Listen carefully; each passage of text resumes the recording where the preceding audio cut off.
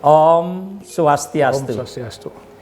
Para pemirsa Yuda Triguno Channel dimanapun berada, kali ini kembali kita bertemu di udara. Saya telah menghadirkan seorang tamu besar karena badannya relatif lebih besar dari saya. Ya, beliau adalah Dewa Gede Windu Sancaya, seorang pengajar di Fakultas Ilmu Budaya Universitas Udayana. Dewa Windu, sahabat saya dari sejak mahasiswa. Sudah dari berbulan-bulan lalu, ya, mengharapkan beliau hadir di kediaman saya untuk membahas satu tematik penting, yaitu ilirisasi budaya. Kita mendengar kata ilirisasi alam, ilirisasi sumber daya manusia dalam batas-batas tertentu. Tapi pernahkah kita bicara tentang pentingnya ilirisasi budaya? Ya, mari kita dengarkan apa konsep ilirisasi budaya menurut pikiran Dewa Gede Windu Sancaya. Selamat pagi, Dewa. Pagi. Ya. Pagi, Prof. Suksemo sampun rao. Senang sekali bisa ya, ketemu. Karena ini terus terang saya secara pribadi kangen sama Dewa. Udah lama kita nggak bertemu, dari begitu karibnya kita dulu, akhirnya karena kesibukan masing-masing kita, nah channel ini mempertemukan kami kembali berdua. Apa itu konsep ilirisasi budaya menurut Dewaji? Terima kasih Dewaji, Prof, ya, pemirsa yang kami hormati. Jadi dasarnya yang utama adalah kita bicara tentang Undang-Undang Dasar, Dewaji, nggih? Karena dalam Undang-Undang Dasar itu secara eksplisit disebutkan bahwa negara kita, bangsa kita itu memiliki dua kekayaan.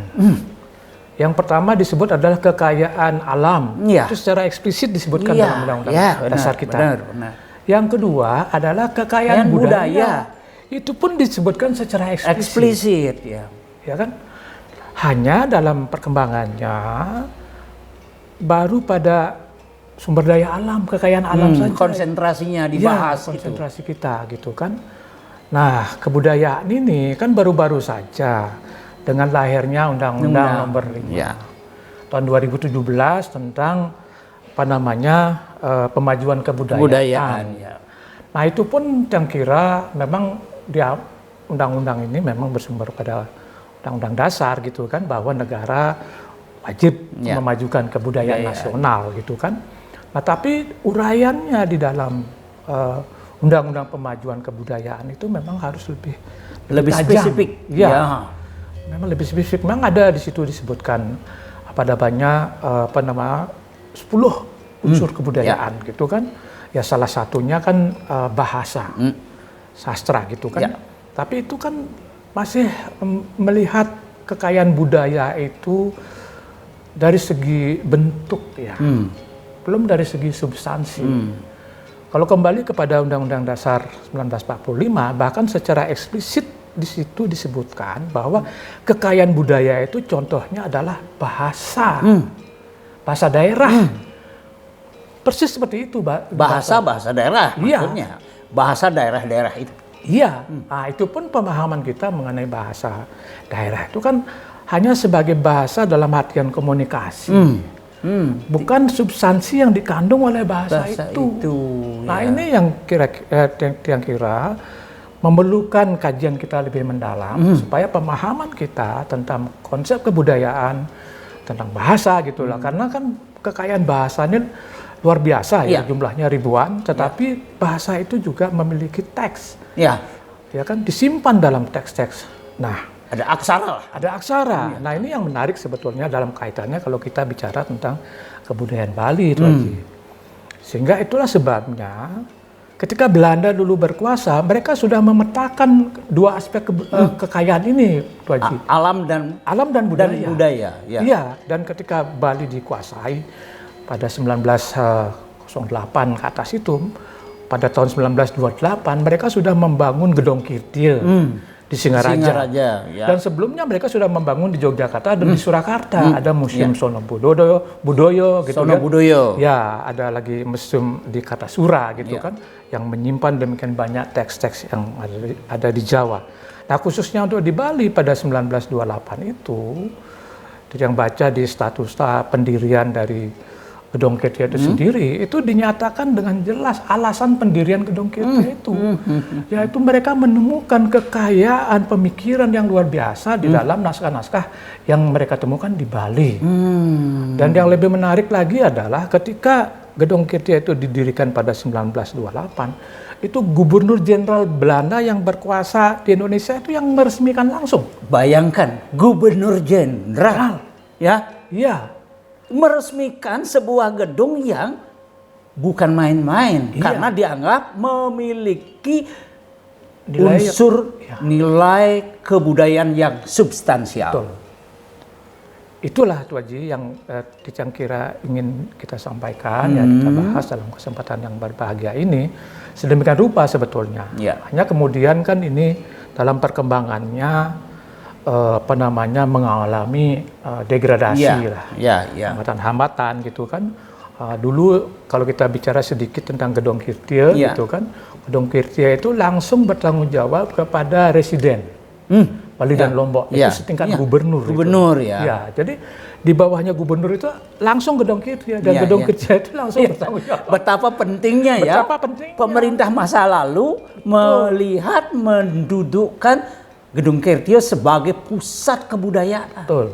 Ya. Dan orang yang ditunjuk memimpin pun orang hebat, yaitu Dr. Goris. Nah, Itu luar biasa, Tuan Haji. Dr. Goris, ya, setelah Dr. Goris, Dr. Hoykas, Profesor Hoykas. Kedua-duanya kita punya nama besar. Dan menguasai betul tentang kebudayaan Bali, gitu kan. Nah, sekarang itu sudah mengalami degradasi, bahkan statusnya malah setingkat seksi lah, setingkat bidang lah itu. Jadi bukan sebagai lembaga yang sejajar dengan dinas gitu ya. Betul. Dan itu betul-betul melibatkan orang-orang hebat pada zaman itu, siapapun yang terpelajar, para perande gitu para sulinggih itu dilibatkan semuanya sebagai kurator di dalam Gedong Kirtia itu. Nah, itulah. Jadi Titiang sebagai katakanlah dosen dan juga pengamat masalah ini, betul-betul ketika mendalami persoalan naskah lontar yang kita miliki, ternyata memang kekayaannya luar biasa, Tuan Haji. Nah, pertama kita kan melihat bagaimana kekayaan lontar kita itu diklasifikasikan baik oleh Belanda maupun oleh ahli-ahli kita pada zaman itu. Ya kan? Jadi lontar-lontar di Gedong Kirtia itu dikelompokkan ke dalam 6 bagian, gitu kan? Yang pertama itu yang dikelompokkan ke dalam kelompok Weda. Gitu. Di sini ada mantra-mantra dan sebagainya gitu kan. Lah yang kedua itu adalah kelompok agama. Jadi di sini Weda dengan agama dibedakan. Jadi Weda itu memang lebih kepada pengertian kita tentang agama saat ini. Sedangkan agama itu sesungguhnya lebih mengacu kepada hukum. Apa yang disebut agama pada zaman dulu beda dengan agama yang kita sebut sekarang. Kita kan lebih paham itu. Dia ada kelompok Weda, ada kelompok agama, kemudian ada kelompok Wariga. Dan Wariga itu ada Wariga itu sendiri, kemudian ada Usada, dan ada Kande, ada Tutur. Nah, inilah yang antara lain kelompok Wariga ini yang paling penting gitu kan. Kalau kita sekarang mau bicara soal hilirisasi budaya. Dan Tuan Haji. Nah, ini yang kita akan perdalam. Nanti yang sebutkan lagi selain kelompok ini ada kelompok Itihase namanya. Ini hasil-hasil kesusastraan, dan baik yang berbahasa Jawa kuna, bahasa Bali, bahasa Kawi, bahasa Tengahan dan sebagainya dan seterusnya. Dan ada yang kemudian dikelompok ke dalam tantri. Dan artinya ini kan lebih kepada hal-hal yang bersifat politik gitu kan. pemikiran-pemikiran yang berkaitan dengan masalah-masalah kemasyarakatan gitu ya, dan juga ada kelompok yang dimasukkan ke dalam satu-satu. Jadi begitu kaya, tidak saja dari segi kuantitas, dari segi kualitas juga, gitu kan. Nah, ini yang berkaitan dengan kualitas ini. Tapi kan ada orang, sebagian mungkin orang yang menganggap ngapain sih teks lontar yang sudah kuno pemikiran dulu, mungkin tidak relevan lagi dengan sekarang. Mungkin ada sebagian yang berpikir begitu. Betul. Sesungguhnya seperti apa menurut Pak? Ini kan memang tidak bisa dinafikan dengan adanya pendapat seperti itu ya, karena jarak mereka itu dengan teks itu mungkin jauh gitu. Itu antara lain disebabkan karena teks itu kan masih kebanyakan ditulis dalam huruf Bali ya. Dan meskipun sebagian diantaranya sudah ditransliterasi gitu sekarang gitu kan, tetapi bahasanya masih belum dipahami.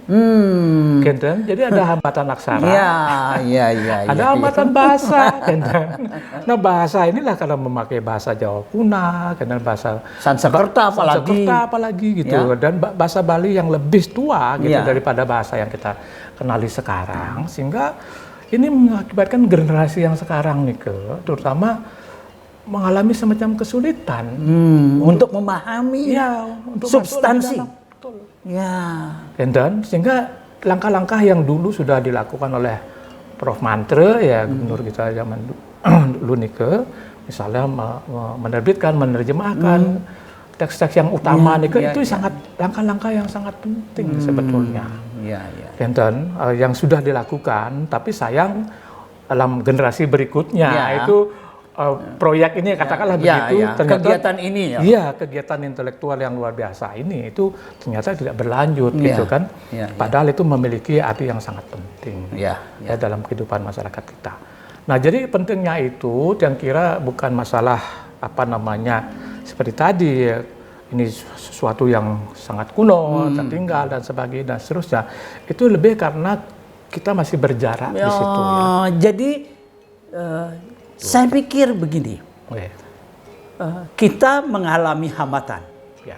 Saya pribadi mengalami hambatan, tidak bisa baik membaca Sanskerta Jawa kuno. Lalu saya menganggap itu jauh, itu kuno, itu udah ketinggalan zaman. Sebaiknya kita berupaya meningkatkan kualitas diri.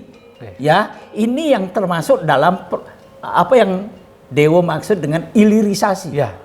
Peningkatan kompetensi, kualitas diri, membaca aksara, membaca teks, sehingga kita memahami substansi yang dimaksud dalam teks itu. Betul sekali itu. Lalu siapa yang sebenarnya yang lebih punya kompetensi untuk melakukan ini? Sebetulnya di masyarakat kita masih banyak orang yang menekuni. Hanya mereka itu menekuninya secara tradisional, secara individual gitu kan. Misalnya kelompok-kelompok mabasan itu memang mereka berusaha untuk membaca gitu kan kembali, cuman kan terbatas sampai di situ saja tuh Haji. Jadi hilirisasi kita masih baru mencoba untuk mengenalkan lebih jauh melalui pembacaan, melalui penerjemahan gitu kan. Tetapi yang lebih penting lagi nanti itu adalah melakukan kajian-kajian yang lebih mendalam terhadap teks-teks atau naskah-naskah yang terpilih, gitu kan, yang misalnya ambilkan saja contohnya dari kelompok Warige Nike. Kalau Warige itu kan itu diakui secara internasional sebetulnya tuh, baik secara astrologi maupun secara astronomi. Karena Warige Nike juga berkaitan dengan usade, dengan tenung. Dengan tutur, dengan tatwa gitu kan. Ini adalah pemahaman yang holistik tentang dunia, baik yang berkaitan dengan mikrokosmos maupun makrokosmos. Kan ini sebetulnya inti dari semuanya. Nah, dasar-dasar pengetahuan mengenai hal ini kan sudah kita miliki, sudah kita ketahui, dan inilah yang perlu kita hilirisasikan sedemikian rupa. kepada masyarakat kita supaya mereka memiliki kesadaran bahwa sesungguhnya mereka memiliki sebuah potensi pengetahuan yang tersimpan demikian rupa yang sebetulnya sangat bermanfaat dan sangat berguna bagi kehidupan kita masa kini dan untuk menjawab tantangan masa depan ya, terutama juga di dalam ilmu pengetahuan dan teknologi. Baik. Enten, Ini kalau tidak diakhiri, ini akan sampai besok ini kita bicara hilirisasi kebudayaan. Tapi saya ingin mengatakan bahwa konten ini juga didedikasikan untuk proses hilirisasi kebudayaan. Salah satu dari gagasan Pak Dewo Gede Windusacayo. Semoga apa yang disampaikan ini hanya sebagai pemantik untuk diskusi lebih dalam, lebih lanjut. Silahkan dimediasi oleh yang lain. Ya, semoga ini dapat bermanfaat bagi kita semua. Terima kasih. Om Santi Santi Santi Om.